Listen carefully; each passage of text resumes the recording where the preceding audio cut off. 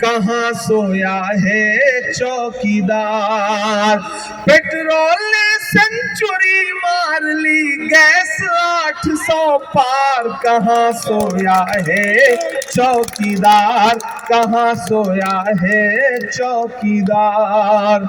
चाय बेचने वाला पूरा भारत बेच रहा है। अभी पार्लियामेंट में बोले वो कि बताइए कांग्रेस ने 70 साल में क्या बनाया। मेरा मन हुआ कि मैं उन्हें बताऊं कि अरे मोदी जी, जिस वडनगर स्टेशन पर आप झूठी वाली चाय बेचते थे, वो स्टेशन भी कांग्रेस ने ही बनाया है। आप क्यों भूल गए कि चाय बेचने वाला पूरा भारत बेच रहा है। इसी काम में हासिल उसे महारत बेच रहा है। रेल बिक गई, तेल बिक गया, बिका हवाई अड्डा। रेल बिक गई, तेल बिक गया, बिका हवाई अड्डा। सब कुछ बिकता देख के खुश हैं अपने जेपी नड्डा। जनता महंगाई की मारी, जनता महंगाई की मारी करती हाहाकार। कहाँ सोया है चौकीदार, कहाँ सोया है चौकीदार। पेट्रोल ने सेंचुरी मार ली, गैस 800 पार। कहाँ सोया है चौकीदार, कहाँ सोया है चौकीदार। लखनऊ वालों, महान बादशाह सिकंदर ने यूनान फतेह किया। यूनान जीतने के बाद वो जीत का जश्न मनाने के लिए शहर की सड़कों पर निकला। जब वो अपने घोड़े पर जा रहा था,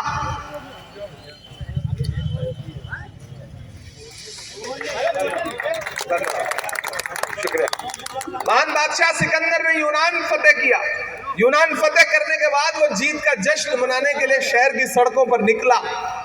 जब वो अपने घोड़े पर बैठ करके जा रहा था तो उसने देखा कि पूरा शहर जश्न मना रहा है, लेकिन एक फकीर बेसुध बेख्याली में सो रहा है।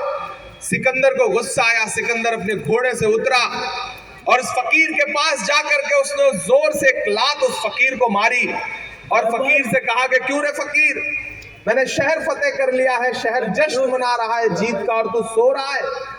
तो फकीर ने उनींदी आंखों से सिकंदर को देखा और देख करके कहा कि शहर फतेह करना बादशाह का काम है, लेकिन लात मारना गधे का काम है। क्या खुदा की कायनात में इंसानों की इतनी कमी हो गई है कि उसने बादशाहत एक गधे के हाथ में सौंप दी?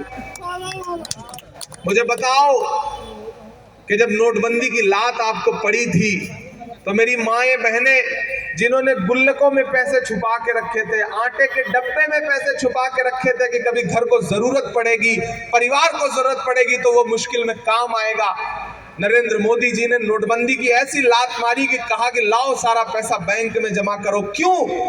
क्योंकि उन्हें वो पैसा अपने उद्योगपति दोस्तों को देना था, अंबानी और अडानी को देना था। उसके बाद छोटे कारोबारियों को लगता था कि जिंदगी नोटबंदी के बाद फिर ढर्रे पर आ जाएगी, तो जीएसटी थोप दी गई, गब्बर सिंह टैक्स थोप दिया गया और छोटे कारोबार बर्बाद कर दिए गए।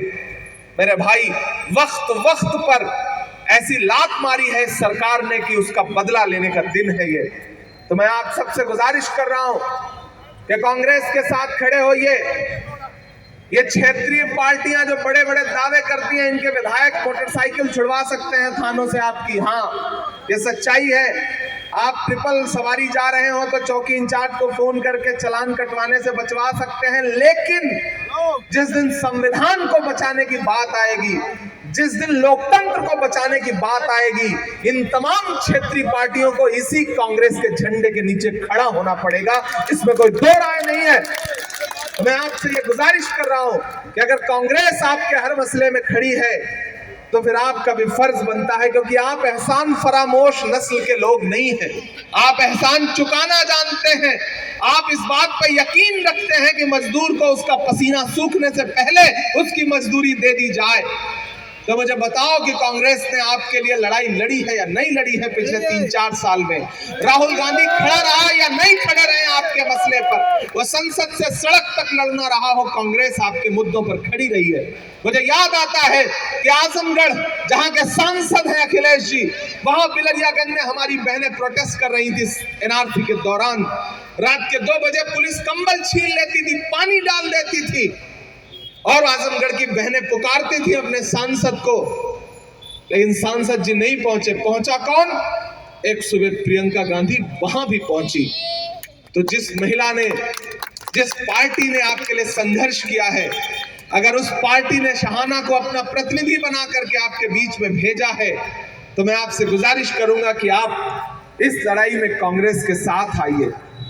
आज मैं आनंद फानन में आपके बीच आ गया, पहले से कोई प्रोग्राम तय नहीं था, आपको भी जानकारी कम थी, मुझे भी कम थी, लेकिन अब मौका भी नहीं आएगा क्योंकि कल के बाद प्रचार बंद हो जाएगा। तो मैं आपसे 2 बहुत अहम बातें करना चाहता हूं। आपसे 2 छोटी छोटी शिकायतें हैं।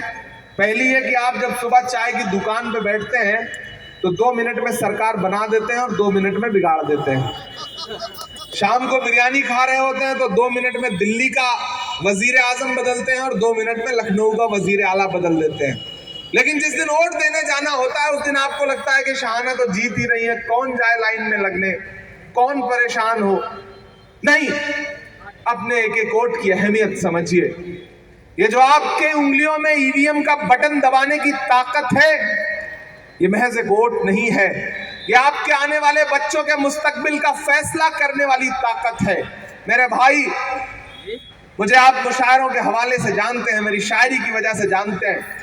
बड़ी अच्छी जिंदगी जी रहा था मैं, लेकिन एक दिन 2018 में राहुल गांधी से मुलाकात हुई। राहुल गांधी ने मुझसे एक बात कही, उन्होंने कहा, इमरान तुम मुद्दों पर नज़्में कहते हो, लोगों के आंसुओं को नज्म बनाते हो, लेकिन क्या कभी तुम्हारा दिल नहीं करता कि कुछ ऐसा सबब बने कि आंसू आए ही नहीं लोगों की आंख में? तो मैंने कहा क्यों नहीं, मैं तो बिल्कुल ऐसा चाहता हूं, कैसे कर सकता हूं? तो उन्होंने कहा अगर ऐसा करना चाहते हो तो सियासत में आओ, सियासत को अच्छे लोगों की जरूरत है। मैंने राहुल की बात पे आमीन कहा और तब से शाना बशाना खड़ा हूं।